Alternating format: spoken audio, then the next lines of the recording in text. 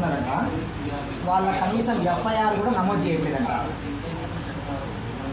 అలాగే వాళ్ళ కొడుకు పోతే నిన్న కొంచెం ఏంటంటే అసభ్యకరంగా మాట్లాడి నువ్వే కారు అమ్ముకొని ఉంటావు, నిన్ను బెల్ట్తో కొడితే నువ్వు నిజాలు చెప్తావని కొంత అసభ్యకరంగా మాట్లాడినారని ఇది మొదటి కంప్లైంట్ సార్. రెండో కంప్లైంట్ వచ్చేసి మీర్జాపేట సంబంధించిన ఒక వ్యక్తికి నిన్న చాలా గట్టిగా కొట్టారని చెప్పి ఉదయం వచ్చాడు అతను. ఆయన చేతికి కూడా దెబ్బలు చూసాము, అతనికి హాస్పిటల్కి వెళ్ళాడు. అది రెండో కంప్లైంట్.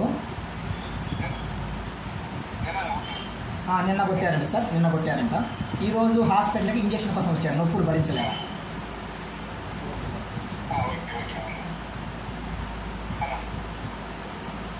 మూడో కంప్లైంట్ వచ్చేసి గతంలో ఉన్న సుధాకర్ గారు కంప్లైంట్ ఒక 15 ఏదో ప్రభుత్వ అధికారి మీద ఒక వార్త రాసే విలేకరు సోదరుడు దాని మీద ఒకటేంటంటే ఒక కంప్లైంట్ ఫైల్ చేశారంట.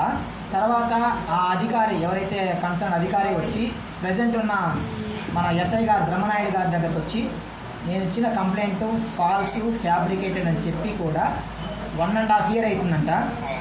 ఇప్పటికీ కూడా దాని మీద ఎటువంటి చర్యలు తీసుకోలేదంట. ఇది మూడో కంప్లైంట్ సార్.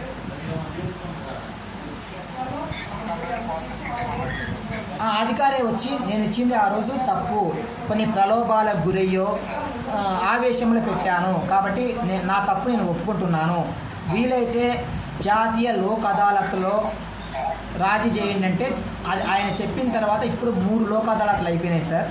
ఒక్క లోక్ అదాలత్ కూడా పంపించలేదంట. దానికి ఏం చెప్పారంట, ప్రతి లోక్ అదాలత్కి చాలా కేసులు ఉన్నాయి, మీ కేసు తర్వాత అంటుందంట. ఇప్పుడు లోక్ అదాలత్లకి కేసులు లిమిట్ అంటే ఏమి ఉండదు కదా సార్. 2 పార్టీలు ఒప్పుకుంటే ఉన్న కేసులన్నీ నిజంగా మనకు రాజీ పడితే చాలా గొప్ప విషయం కదా అది వ్యవస్థకి. అది ఒకటి మభ్య పెడుతున్నారంట. అది సార్.